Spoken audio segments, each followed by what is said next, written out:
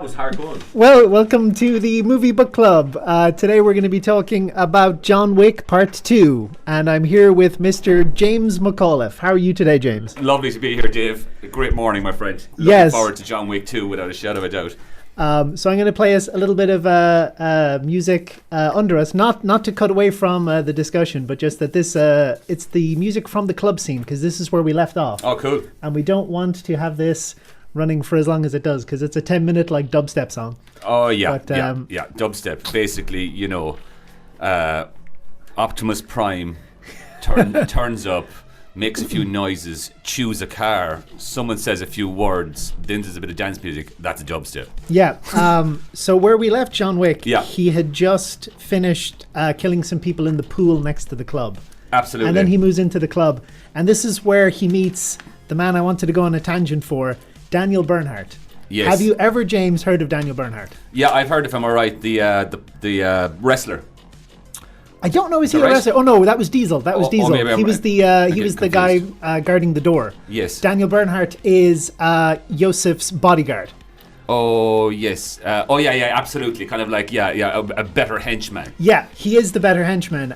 In this film, he's one of the only people Sure, who... I know him from the Avengers and from I don't think he's in the Avengers, What am I but thinking what he he's was in from? previously was, in the Matrix sequels, after yeah. Agent Smith was killed, he was the main agent. Yes. Also, there is a film series starring Jean-Claude Van Damme called Bloodsport. Yes. Oh my God. Only the first Bloodsport, though, featured Jean-Claude Van Damme. Yeah, The sequels it featured did. Daniel Bernhardt. Yeah, you're so right. That's a massive flashback. Yeah, Bloodsport and American Ninja and this type of stuff back Yeah, then. Yeah, he sort of made a little niche for himself in like low-budget sci-fi action films where they Okay. could... I don't want... This sounds very disparaging to I've say... seen him in something though, Dave. Yeah. Yeah, recently, like low budget. Yeah, sorry, Dave. I don't want to mean this how it sounds, but Daniel Bernhardt is essentially a poor man's Jean-Claude Van Damme. Yeah, that's fair enough. And it sounds mean. It is literally true, but I don't mean it that way. Yeah. But how he first came to my attention is, do you remember back in the 90s, there was two very famous fighting games. There was Street Fighter and there was Mortal Kombat. Yeah, straight up. There was a Mortal Kombat TV show. Yes, there was. There was a Mortal Kombat film. Yeah, but it's the TV show specifically I'm Yeah. talking about. For this show, they cast as Kung Lao Yeah. a very attractive Filipino model called Paolo Montalban. Okay. And then as the female lead, they cast Kristana Loken. Okay. And then they were probably at a point where they realized, oh man, we've cast a Mortal Kombat show. Nobody on the show knows how to do martial arts. Yeah. And yeah, you're so right. So they added, as a third character, Daniel Bernhardt as a character they just made up for the show called Zero, Okay. who was kind of a jerk, but I Yeah. think he needed to be a jerk because he's the guy who got into all the fights. Yes, Because he was the yes, I only hear you, one Dave. who could do his own action scenes. Yes, absolutely. And that show was not great. Yeah, it It was perfect for a teenage me because Yeah. there was 2 martial arts fights per episode, and there was lots of scantily clad women. Yeah, that's perfect. It reminds me of basically all your TV in the late 80s, early 90s when we were kids, where basically most TV shows were just stuntmen. Yeah. Stuntmen with a bit of dialogue in between each stunt. Exactly. And Yeah. you were saying that Keanu worked on John Wick for the same stunt team as Doug did the Matrix films. Yeah, 100%. And with Daniel Bernhardt, he's even punching one of the same guys he was fighting in the Matrix. Brilliant. So That's it great. sort of I like that ties it all together. Circle of life. Just a little bit of bitterness. I was recently rewatching The Hunger Games, and Daniel Bernhardt was one of the tributes from one of the other zones, and I was like, oh, Daniel Bernhardt's in this. He's going to have a cool action scene. Yeah. They kill him off screen. Oh. You don't see him do anything. He didn't even have a line. That's a pity. Because for film fans and for film nerds, yeah, it would be nice to have him recording all the way, Yeah, so that's my little Daniel Bernhardt rant. Yeah, and he does get good screen time in this film. He does get very good screen time Yeah. because he is, you could argue, the only competent bodyguard in the film. Certainly, he really is. He's the only one that gets stuff done. That's where I saw him recently. Am I wrong that Daniel Bernhardt? I keep thinking of him being in Civil War? He wasn't in Civil War. No, I'm just confusing him with another actor. Yeah, that's fine. I would have noticed because I've been. He is like a real. I don't know how the different tiers of letters for actors go. He's definitely not A-list. I don't really know what the other one is, but he's down there. He's one of the FG tier actors. Yeah, but I love seeing him when he pops up. Yeah, he's probably a bit of a Bruce Campbell about him though, in the sense of he's got his own niche nailed out and has a good career for himself. It's funny as well with his career. I wrote this down. He studied in college architectural design, Yeah. which is a bit of a weird thing. But then I wouldn't worry about so did Brad Pitt. Yeah. But then in 1983, he set up a martial arts school with his brother, and he's basically been doing martial arts as long as I've been alive. Okay, yeah. So there's no confusion that he's very, very good at it. Yeah, no, not at all. Yeah, 100%.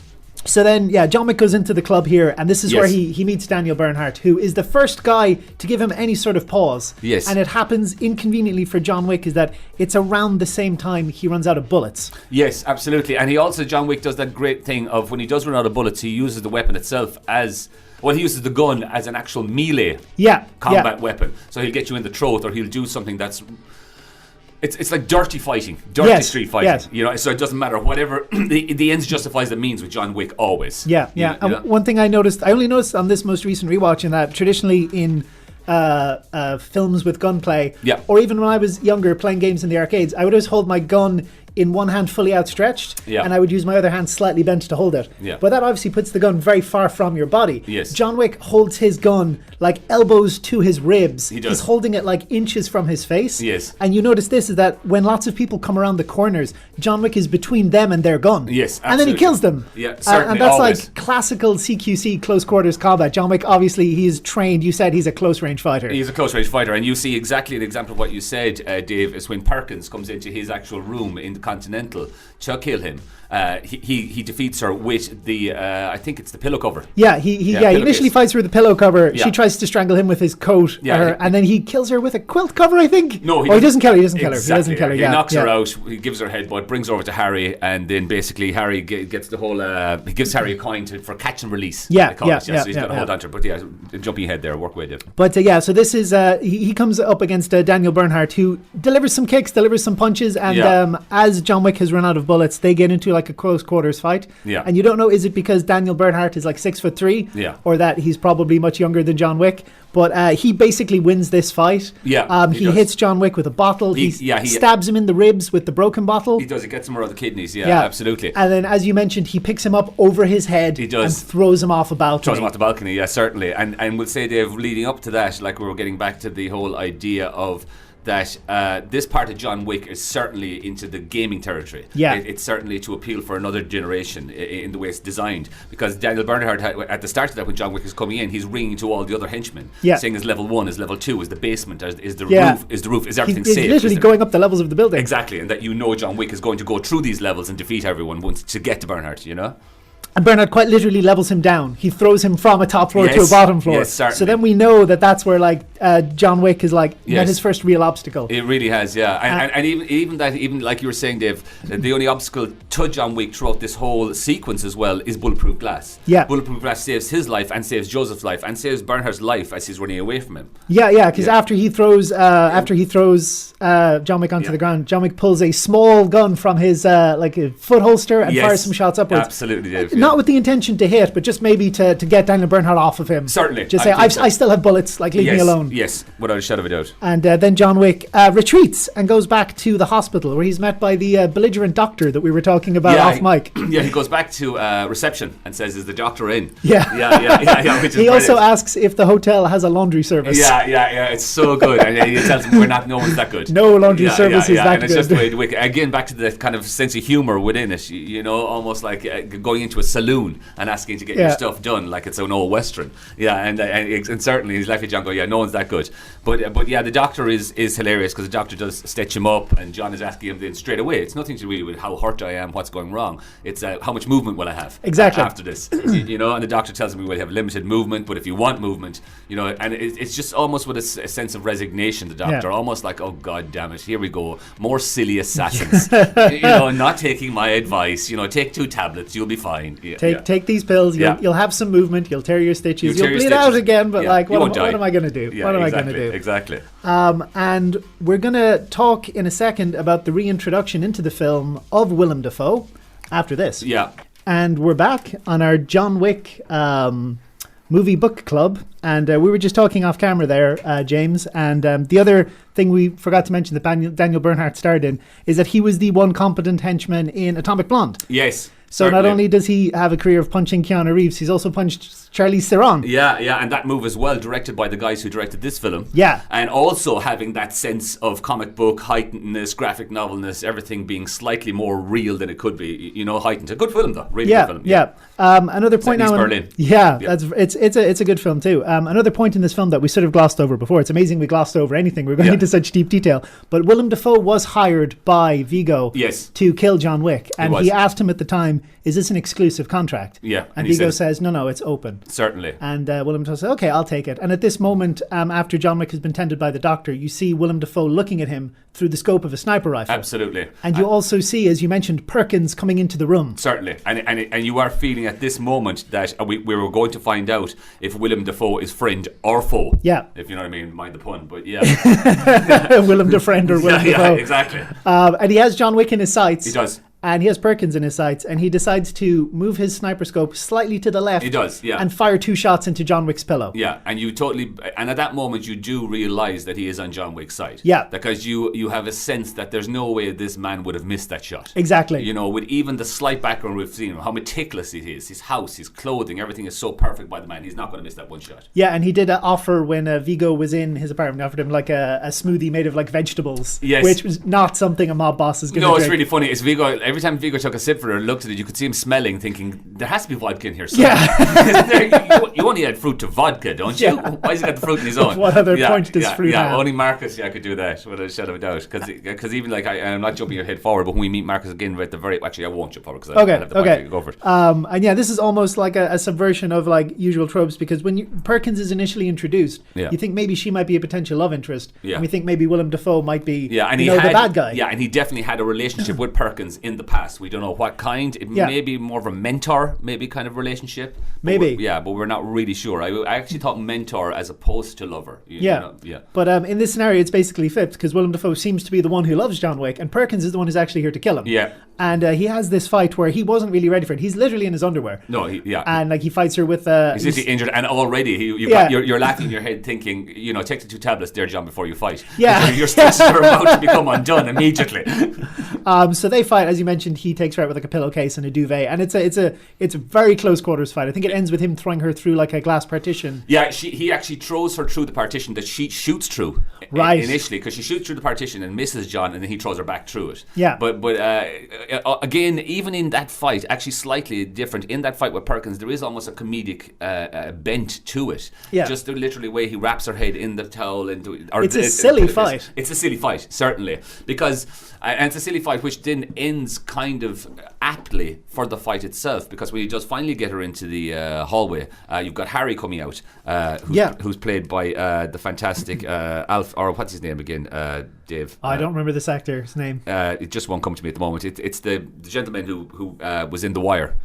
Yes. Yeah, and he's just a fantastic actor. But it just the way they talk to each other is like 2 old cowboys meeting. All right, Harry, what's going today? How's it going? He has a gun to his head. And he's got a gun to this guy's head. Do I know you? And he goes, reckon so. Yeah, without a shadow of a doubt. And then again, John, of course, going with the kind of the code. John is always living by the code. Yeah. John says to him, do you want to earn a gold coin? And catch and release is what Harry describes it as. It's just holding on to Miss Perkins until they can get her sorted by management. Yeah, and another interesting theme about this is that John is willing to kill Perkins, and she says, where's Viggo, where's Yosef? And she's like, I'm not going to tell you anything. Yeah. And he's got the gun to her head, and he's like, well, come on, you have to tell me something. Yeah. Because there's a code there. Yeah. And she tells him about the church, which is going to be our next set piece. Yeah. But then once she tells him about the church, he just knocks her out, and then that's fine. Yeah. But it's one running theme through this film that I noticed is that nobody lies and nobody breaks their word. No. Everybody's a criminal. Yeah. But nobody ever goes back on their word. Like, no. Perkins has tried to kill John inside the Continental, which is a breach of rules. Yeah, but she said she was going to. Yeah. But she... also, funnily enough, John does say to her, when he initially has her in that clinch, he says to her, I didn't think you got out of bed for anything less than 3, Perkins. Yeah. She said, you're right. Because it's 4. Yeah, she's being offered 4, so he does know it. So she doesn't lie to him, and he goes to the church, which is... It's a nice little set piece. Yeah. Where it looks like a regular church, but it's actually like a storage facility for all of Viggo's wealth and blackmail material. And again, we get the massive religious symbolism that we've been building towards all the time. The Messiah, the broken man, the fallen man. Are Viggo and the boys, are they either side of Jesus on Golgotha? Because they're not going to be the savior. In a strange way, John is the savior. He's the fallen angel, but he's bringing him, to paradise lost. And you've got the priest with like the gang tattoos on his knuckles under his big long robe. I was actually looking at that again last night just for quickly. John is going towards the church, and literally the first shot in the church is a guy praying, and just on the back of his right hand is a tattoo. And you just know straight away, here we go, game on still. Exactly. So he takes out all these guys, no problem. He goes down. He does. It's one of the first sequences, Dave, where in a way, like we were saying earlier yesterday, everything has been tight quarters fighting, even the buildings. You're fighting in a box. Now we're starting to open up. Yeah, the church itself is more vaulted. You get more, as in John has got more long distance shots. He shoots the guy up by the organ. Yeah, I didn't actually notice this at the time. Right, this whole scene is done in a wide shot. Exactly. He just shoots both guys and flips around, shoots the guy in the balcony, and then everybody's taken care of. Yeah, straight up. Absolutely. I was expecting him to shoot the old lady too, but I guess she wasn't part of it. Exactly. And that is that thing again that John Wick is super heightened. John is slightly superhero-esque in that he is better than everyone else. He knows how to do things better, and he seems to be intuitively be able to find out, out of 8 people in this room, 6 of them are criminals, and I'll just walk away from the other 2. Yeah, that's great. And there's a moment where the priest says, I can't let you in. Vigo will kill me. And John turns and shoots another guy. Yeah. Turns back to the priest and says, Yeah, absolutely, Dave. You're so right. Say you can die now or you can die slightly later. I don't care which. So the priest lets him in. John burns all of Vigo's money and blackmail material. Totally. And I was actually laughing, Dave, just a total aside. It's just like, exactly, Vigo has all of his blackmail material and Vigo has loads of CD-ROMs. Yes. I was looking at it going, like just as I totally in my own brain, I was thinking, Vigo, you really need to update some flash drives. Yeah, just like 1 terabyte portable hard drive in your safe. You'd be totally fine. You're going to lose all your blackmail due to like bad formatting. You know what I mean? Never mind John Wick. And then after this, Vigo shows up to assess the damage and of course he shoots the priest, as we knew was going to happen. Yeah. But this was John's intention. This was a trap. It was, certainly. He wanted to draw them out, because the truth is, after the vault sequence, after John sets fire to everything, kills all those people, we know the end game is now in play. Yeah. Because in a way, he's gotten rid of everything Vigo has. I mean, like Vigo says it to him, and like even would say just after that scene, you see Vigo walking with his right-hand man, from Oz. His name escapes me now. I just think of it in my head as inept bodyguard. Inept bodyguard, yeah, exactly. Yeah. The guy who basically, after have you got a gun, doesn't even know how to use a gun. Yeah. But like he says to him, can we recover for something like this? And like Vigo's going, no, of course not. How can you recover from something like this? It's all gone now. Everything's gone, yeah. And this is the moment where John attacks. He kills a number of bodyguards. He has them pinned behind some cars. And Daniel Bernhardt, as the one competent bodyguard, says, cover me, and he sort of leaves the frame and we don't know where he is. And John is shooting at the Vigo from behind a car. He is. And Daniel Bernhardt, in like excellent applied geometry, drives a car into that car and hits that car, so it flies across and hits John. You're absolutely right, Dave. Knocking him out. Yeah, and even that sequence itself is designed so brilliantly, because if you watch John Wick, and I was watching this last night because I really have no life, and I watched this way too close to me. John fires left to right in each sequence of shots. Then he moves and fights right to left. So he shoots with symmetry always. So you always know where the bullets are going and what's going wrong. And the one shot that he puts out of the sequence, what I'm saying, puts forward, is when then Daniel Bernhardt hits him with the car. Right. So the one shot that John hasn't perfectly done is where the opening is for Bernhardt, where the henchman comes in and knocks him out. Yeah. It's almost as if in like, because there's a lot of computer game analogies here, and it's almost as if John is like maxed out. He's level 99. He can go no higher. Yeah. Everybody else is like level 10. Yeah. Daniel Bernhardt is maybe like high 80s. He is. He's a proper henchman. Yeah. So if like John leaves a hole, with a special move. Yeah. If John leaves a hole in his strategy, Daniel Bernhardt's going to capitalize on that. Yeah. And we cut to another sequence then where John is tied to a chair inside of an abandoned church. Yes. And this is kind of the first time he and Vigo talk. Yeah. Because Vigo's talked to John before. John hasn't spoken back. And you're right, Dave. Vigo has done a lot of talking throughout this film. I mean, a lot more. Yes, and Vigo has talked a lot to John. Vigo has also understood the silence and John's lack of communication, which is communication in their world. But yeah, you're right, Dave. John has really not done much talking at all throughout this whole movie. And it's this scene coming, like you're saying, is where he talks the most. This is both the first time he really talks and the first time he really shows emotion. Because Vigo is sort of just saying to John, like, I don't know why you did this. This is ridiculous. It was just a dog. And he's like, I'm leaving. He curses even, Dave. He kind of goes more like, this is just a bloody car. I can't curse now with this. Yes. And it's just a bloody dog. Yeah. What's your problem? And that's where John tied to a chair. He looks so angry. He looks like he's going to break the chair. And he explains to Vigo that, like, he had nothing. He had no hope. He had no joy left in his life. Yeah. He says to him, that was my opportunity to grieve. Yeah. And your son took it away. Your son took it away. And, like, the final thing my wife ever gave to me, like, the last thing I will ever get from her, he took away. And like, and then he says, while tied to a chair surrounded by henchmen, will you give me your son? Yeah, I know. Give me your son or die screaming alongside him. Massively Herodes. Yeah, and Vigo's just like, you're crazy, man. Yeah. And one line they both say that I like is that they say, we are both cursed. Like, yeah. Vigo and John, there's no coming back from what they did in their previous life. No, it's certainly not. Because like John roars at him, he says like, he took that, he stole that, he killed that from me. Yeah. His sense of grieving. And of course he's back. Yeah, and like any good Batman villain, Vigo leaves the killing of John Wick to his henchmen. Of course they and do. leaves the room. Idiots. Yeah, always do it. But again, that's lovely because this movie hits its tropes as it goes along. Yeah. It gives you those moments that you know that you feel comfortable with in this type of film, and also diverts them as well. Yeah, and after the break, we're going to talk about the return of Willem Dafoe. And we're back on Movie Book Club discussing John Wick Part 2. Well, this is our Part 2 of discussing John Wick 1. We're not talking about John Wick Part 2. No, not good news. My name is David Sheehan. I'm here with James McAuliffe.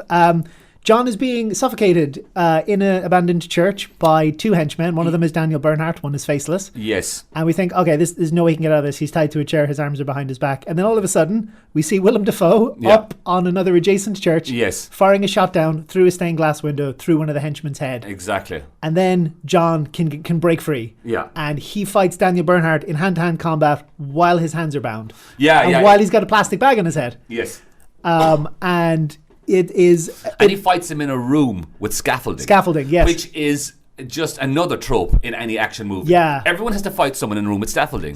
Kung Fu films love scaffolding. Yeah, Die Hard 2. Yeah. Scaffolding at the very end of the airport. Bonds. The newest Bond movie, he fell down through scaffolding and they're both like fighting in the air. It's so good. It bounces around. You can break it down. There's a lot you can do with scaffolding. There's a lot you can do with scaffolding. Yeah. But spoilers, John Wick wins. Yeah, he does. Go on, sorry, Dave. He wastes no time. He picks up the guns from the henchmen, and he runs out of the church, and he's able to catch Vigo before he leaves. Yeah. He shoots out his car. He jumps up on the hood of the car. He shoots the driver, and he jumps down. And Vigo's like, "I'm sorry, John. I'm sorry, John." He says, "Cool it." And then the thing that surprised me is he immediately says, "I'll give you my son." Yeah, I'll give you my son. Well, John says to him first, doesn't he, Dave? He basically says in the contract. Take the contract off me. At that point, John's not just taking the location of the son. He also says cancel the contract. Yeah, so he cancels the contract. He says, yes, I will cancel the contract. And then he gives him the location of his son. So within the rules of the world, Vigo does both. He cancels the contract and he tells him where his son is. Yeah. And he says to John, they know you're coming. Yeah, and John's, of course they know I'm coming. Of course they know I'm coming. Exactly. Which again, in a strange way, is a slightly outside the box postmodernism nod to us, the audience. Yeah. In the sense that if you know anything about your revenge pictures, you know they know he's coming as well. Yeah. So there's a good sequence where Yosef and his friend are playing, I think, Call of Duty or something. Exactly. Bringing back to the computer game analogy. It's absolutely perfect. If there ever was a moment in this film which says to you, we've been playing computer games for 20 years and we've written most of the script around this, it's right there. Yeah. Literally, the first shot for the end game is a computer screen. Yeah, totally. And it's Yosef's right-hand henchman, who's just basically a meathead, who like throughout the whole movie has driven a Mercedes, gotten him an extra bottle of champagne, and basically looked kind of pansy-ass around those chicks. You know? And the last thing Yosef says to him is, would you ever stop playing that game? Like, he's always ordering around, get me some champagne. Yeah. And then as the guy is firing a gun in the game, his head explodes because John has shot him with a sniper rifle. 100%. And again, and that reminded me as well, Dave, I was actually thinking, when you looked at that sequence, if you were going back to the whole idea of gaming, it was like John basically became Snake in Metal Gear Solid at that point. or one of like Tom Clancy's kind of like, secret ones. Not secret ones, that's the wrong word completely. But just that whole idea of, again, a massive warehouse, you're taking out the guys with headshots, sniper rounds, before you like breach the place. Yeah, and he's like taking out a sniper and then checking in as that sniper on the radio saying everything's fine right before he starts killing everybody. Yeah, the one, and like you were saying, Dave, that bothered you, maybe the one piece of fighting, of course all of this is heightened and unrealistic, but if I had one tiny little grievance, it would be blowing up the cars in the basement. Because if you just think that through logically, why did John walk all the ways to that shed, plant bombs in all those cars, then leave the same shed again and go up on the roof to make the sniper shots? Yeah, that is a little bit of a... It's just a little bit thing. I mean, I saw what they had to do, and of course we have to, give up our disbelief, but you could see what's coming up, why they did that. Yeah. And then he finally tracks down Yosef. Because Yosef has run away from everyone. Everyone has been shot around Yosef as he's running away. The cars blow up, and Yusuf is left literally in a warehouse with fire in the background, with John walking out of the fire into two shipping containers that are in there. Yeah, and Yusuf is on the ground, pathetic. John is standing above him. Yeah. Yusuf starts to say it was just a dog. He said he doesn't even get halfway through the sentence. He basically says it was just a flipping. Yeah, it was just a flipping. Yeah. And then John shoots him and just walks away. Yeah. So he got that up close kill that he passed up the long distance kill in the swimming pool. And it's great, Dave. While all this is happening as well, we're cutting back every so often to Vigo. Yeah. Who in a way, it's kind of unspoken throughout the whole thing. Vigo has seemed to be, he might have a drink, but he seems to be clean the way you're not meant to touch your own produce. But for the first time, we see Vigo basically sitting at his desk doing drugs. Yeah. So he's smoking maybe a joint, or maybe it's something else. He's sweating. He's under pressure. And then he's waiting for the phone to ring. He knows what's coming. He knows what's coming. And literally his only reaction to the phone call, which we presume on the other side of the phone call, they're saying your son is dead, he just says, make the arrangements, and hangs up. Perfect. And in a lot of films, this could be the end. Exactly, Dave. Everything is wrapped up. Everything is wrapped up. Yeah, There's certainly. Nothing left to be done except John meets Willem Dafoe under a bridge. There's a prologue. To thank him for his help. Yeah. And Perkins sees them. Certainly. Yeah. So now Perkins tells Vigo, and then and just as an aside, that Under the Bridge has been in so many films, Dave. Yeah. It's basically that classic. It's on Long Island, and you're looking over at Manhattan, so you get all the skyline, and you get the Long Island Bridge. Oh, we get a few scenes from the top of a bridge. I don't know, is that the same bridge with John with his wife? And towards the end of the film, there's a similar scene. I think he's actually down. Yeah, he's down. I think that's actually down in a place called Battery Park, down at the very bottom of Manhattan, which has a lovely walkway and it's beside the sea as well. But it's roughly same geography, Dave, just kind of different sides of the bay, which in a way is good for the whole development of the character. And like one side, when he was happy, it was on one side of the bay, and now we're on a different side of the bay in a different part of life. So Vigo at this point realizes that Willem Dafoe betrayed him. Yeah. Betrayed is kind of in quotes because I don't know the rules of the world. Yeah. I mean, the thing is that there are rules, but all of them, they make their decisions and they stick with them. As in, Perkins made her decision to change her whole life for $4 million. Yes. She knew what that entailed. She betrayed the Continental. Deep down, exactly. Marcus as well knew what it entailed. He could have said at the very start, no, I won't take the contract. But he took it because at that very moment, he thought, I am not leaving John Wick die. I'm going to keep this man alive, as long as I can. I guess Willem Dafoe is the only person who lied in the film, technically speaking. Exactly, Dave. So he has to have retribution for breaking like the golden rule of the John Wick universe. He does have to have retribution. Also, though, when you think about it, Dave, we'll say Vigo has now lost everything. Yeah. Son, business, the whole lot. And the only thing John Wick has left, really, is this loyalty that Marcus has shown him throughout the film. Yeah. So in a way, Marcus has to die for that reason as well. Even if Marcus had never done anything to help out John, the fact that he's John's friend and maybe the last good thing in John's life, he has to die for that. Yeah, we see him at the very beginning. He's at the funeral, and I thought it was foreshadowing for him being a bad guy, but it's just showing that he's the only person who showed up at the funeral. So, like, yes, certainly, it's a connecting thread all the way through. So again, I suppose what we believe is that in a way he was John's mentor. Yeah. And then when we see even Dave will say like around Marcus his townhouse. I mean, a townhouse in Manhattan is about like 60 or 70 or 80 million. When they stop him outside his house that day and they open the door, Ryan's inside it, the inept henchman, as you say. Even, Dave, his mobile phone is a special Russian one. And it costs $3,000 to go. The phone, really? Yeah, and it has its own concierge built into the phone. Wow. Yeah, his wallet is, I can't remember what brand it is. His watch is a Patek Philippe. Oh, Patek Philippe! Wow. Exactly. So they start. I've seen those ads. You never owned them. You just pass them on to the next generation. That's it, exactly. Oh, yeah. He can't pass it on to any generation. Yeah. So Marcus truly liked his parties, his Valdals, as we'd say in North Kerry. He liked his things. It really sets up his character.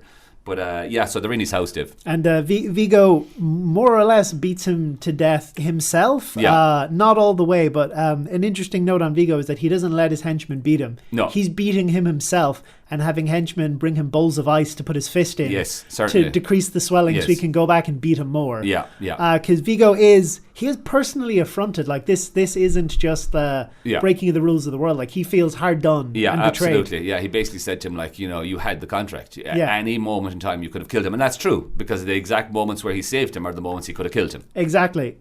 And there's a moment then where Willem Dafoe decides he's not going to go out on Vigo's terms. Yeah, it's and brilliant. he fights back. He takes a gun off the henchman. He kills kills a bunch of the henchmen. He kills 2 henchmen. He gets a shot on Vigo but misses, and then Perkins is the one who takes him out. Perkins gives him 2 in the chest. Yeah, certainly. And there's a great smile on Marcus's face at the very end, basically saying, I went up my own terms. And Vigo even says, well played, old friend. He does say, well played, old friend. You're absolutely right, yeah. Which is a nice touch. Yeah, it is gorgeous, yeah. And after Vigo shoots him, after he's down, Vigo shoots him twice. He does. And then Vigo shoots him 4 more times after a pause. He does. And Marcus is actually kind of manic at that stage, just kind of laughing at the inevitability of the whole thing, you know. And even that shooting him, dropping 4 or 5 more bullets into his body, Dave, you see it means nothing to Vigo. Vigo has lost. He'd rather beat him to death than do that, you know. He wanted to get the little thing he had power over, because he has power over so little in what's left. Yeah. And then Vigo, like in a real move of just sort of throwing everything away, calls John and tells John what he's just done to Marcus. Exactly. And John is driving. You mentioned the Continental gave him a brand new car. Give him a brand new car. It might be the only point, all right, Dave, in this film. We'll say John's cars have all been classic muscle cars. Yeah. So the Continental give him a brand new muscle car. And like I was saying to you off air there earlier, I think this might be proper product placement in this film. I think this car paid for about 20% of the movie. Oh, wow. Because that's the brand new 29 or whatever it was. What was it, 2016 or something like that? Anyway. I wouldn't know. Dodge Charger. Okay. Yeah. And like at this moment, John is basically driving into the sunset. Yeah, exactly. Because we said it felt like the end of the film a few minutes ago, but at this point he turns around. Yeah. He turns around. He's going to get revenge now for Marcus. Yes, certainly. And to put an end to all of it. Yeah. So that nothing again can come back to him in the future. Because like Marcus says to him when they're down at that bridge, you found a life. You had a new life. Now go back to it. He said, find it again. You know? And this is also the moment where Perkins receives a phone call that the Continental would like to speak to her. And on my first few viewings, this was the moment that I had issues with, because everybody knows that Perkins broke the rules of the Continental. We don't know what breaking the rules entails necessarily. We assume they can't be good. Yes. But she goes willingly to this meeting. Yes. And Winston is there, the head of the Continental, played by Ian McShane. Certainly. And he just says to her, you broke the rules, and like 6 guys shoot her. Yeah. And she immediately drops dead. My question was always, like, if Perkins knew she was breaking the rules, if she knew she was sort of on the edge of this world, why did she go to that meeting? I think it was back to your original point, Dave, that everyone in this movie sticks to their word or knows the moves that have to be made. You know, there are certain things that you do. And when you break the rules, you kind of know you've broken them. Yeah. If you get away with them, you get away with them. If you don't, you don't. You know, there's a sense of inevitability about these people because they deal in death so much. Yeah. Yeah. So Perkins is killed, and then Ian McShane phones John Wick and says... Again, the second time, in a strange way, like you said earlier, Dave, we'll say maybe Marcus is the only one who lies. Maybe Ian McShane is the only one that breaks the rules and gets away with it. Maybe. Yeah, because in a way he broke the rules twice. Yeah. The first time in the club, that early time in the club, where he's telling John, just listen, relax, have a drink, take it easy. Yeah. John goes up, he meets the bartender who's absolutely, John, I haven't seen you in ages. Yeah. She's a really cool little character. Give a drink on the house, but it's not the drink that's on the house, it's the napkin. It's the napkins on the house. Oh, it's so good. So Ian McShane, Dave, according to, we'll say going on your theory, McShane might be the guy who breaks the rules twice and gets away with it. But in a way, he's in a position to get away with it. Yeah, he did say on the phone call that he think in light of Perkins breaking the rules, he's kind of like the bank in Monopoly. Yeah. or the guy with the deck of cards, you know, playing Dungeons and Dragons. Yeah. You know what I mean? He's the guy in charge of it in the sense of like he's not breaking the rules, but he's enforcing them and showing you where there is leeway within the rules at a certain level. What he says to John is that it's basically because Perkins broke the rules of the Continental like under Vigo's contract, that he is now calling him to tell him that a certain person, he doesn't say who, is fueling up a helicopter and getting ready to leave the country. Yes. The fact that if Perkins hadn't killed Harry, I would like to know if she would have died or not.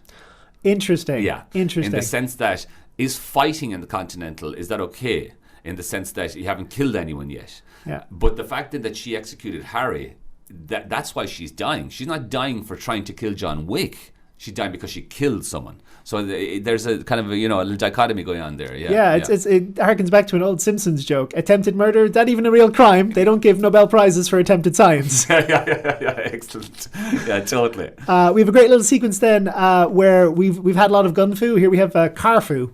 Car fu, oh yes, Dave, without a shadow of a doubt. Yeah, I'll tell you, it's called Gymkhana.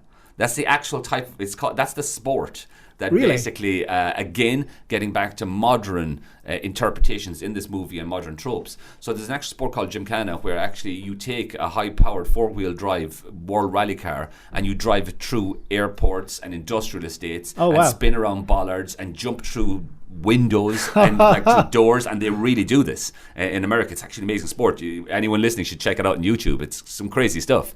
But so that's what John Wick is doing. And then Dave, I think my favorite assassination of a henchman or bad guy happens in this sequence. Yes. Yeah, because it's something, I was racking my brains. Like John does, like you said earlier, Dave, he does amazing close-hand combat and shooting in the toes, shooting in the shoulders, punching people in the throat when he runs out of bullets. Giving himself those moments, Dave. He'll shoot you in the shoulder, he'll shoot you in the other shoulder, he runs out of bullets, but then he'll punch you in the throat with the gun itself, uses a melee weapon. That gives him 5 seconds to reload, and then he'll give you one in the head and move on. That's one thing we gloss over. There is a lot of combat reloading where he reloads a gun very, very quickly. And gives himself the chance to reload it while watching his surroundings. But they have, like, as you say, henchmen on the roof, shooting them through the roof of the car gave me so much joy. I know, it's an absolutely terrible thing to say, but it really did. Just being methodical. Doesn't just run someone over and have them roll over his car as they're rolling over the car. He's shooting them through the car. He's shooting them through the roof. Does a handbrake turn around a bollard to kill this guy and then gets him through the roof. And then, of course, like we said, a decent henchman all along. The worst henchman in the world is who he faces next. And in a way, that's almost like a comic ending. It is terrible because he's even saying he doesn't even... I mean, Vigo is now laughing maniacally. Vigo now knows it's all over. I'm going to have a drink. Vigo I'll just chill out in the back acceptance of death. Yeah, and actually what's actually magnificent is that when like they all go, oh God, John is coming again. All of us know he's coming. Vigo knows he's coming. Vigo is almost us at that stage in the movie. Vigo is the only one who puts on his safety belt. Pours himself a drink. A bit like me and you, David, home kind of going, pause that there, right? I'm just going to put on the kettle. I'll get a bit extra food and we'll just watch the end of this. So Vigo is settling down for the end of his life. Vigo is so accepting of death that when his inept henchman asks him for a gun, Vigo does the thing you do with a kid where you hand him the gun and they go, oh, no, not going to give it to you. Oh, not going to give it to you now. Yeah, that was actually excellent. It's okay. You can have the gun. Really good. And we're going to talk about the final action sequence in John Wick just after this. And we're back. Welcome to the Movie Book Club. And we're talking about the ending of John Wick 1. Where he kills the inept henchmen, he kills them with cars. Yes. And then he has to fight Vigo. Yes. 1-to-1, they're the last two left. They are. And it's not a big boss ending. No. Because you know it can't be. Because Vigo is too much older than John. He gives him a good fight. He does. He does the classic cowboy ending. You know, put the guns away. Yeah. You know, put the guns down. It actually reminded me slightly of what's his name in Captain Marvel, the English actor. Jude Law. Yeah. Jude Law saying, beat me without your powers. Beat me without your powers. She just goes, you must be joking. On first watchings, I thought that Vigo lied during the sequence because he asks John to fight without guns and then he pulls a knife. He does. But rewatching it, what he actually says is, just you and me, John. Yeah. No more bullets. More guns. That's exactly what he says. He doesn't say no more knives. No, he does because. So even at the end, Vigo's not breaking the rules. No, he isn't. Exactly. He still sticks to the trope of who he is. Yeah. In D&D terms, he is lawful evil. Yeah. And yeah. And then John does that classic thing of, I'm going to take your weapon off you by kind of using my own body. I'm going to let you not fatally injure me, but injure me where I've survived an injury earlier. Yeah. Just to kind of, disarm you. Yeah, I wrote down in the notes that he takes a stab. Vigo's trying to stab him and he's trying to prevent it, but then John decides to just push his body into the knife so he can get closer to Vigo. And he does kill him. And he leaves Vigo with a knife in his neck. Yeah, and another just a small thing, Dave. Just before the Vigo sequence is the first time in the whole film it starts pouring rain out of the heavens. Yeah. I mean, it's beautiful. It's beautiful. I mean, it's a nod to us, the audience. Yeah. You know, the filmmakers are saying, we know you're intelligent enough to not think like, oh yeah, storm came out of nowhere. No, you idiot. It's the rain sequence at the end. Yeah. It's almost like him again facing off against the agent in the middle of the Matrix. Yeah. The rain comes down. That's what happens. Yeah, Keanu Reeves likes fighting people in suits in the rain. Without a shadow of a doubt. And the last thing that Vigo says to John as he lays down with a knife sticking out of his neck is, be seeing you. Yes. And then as John's walking away, he also says, be seeing you. Be seeing you is right, you know. And John does get him right in the main artery, which is, there's no surviving from it. Yeah. So he's going to bleed out anyway, you know.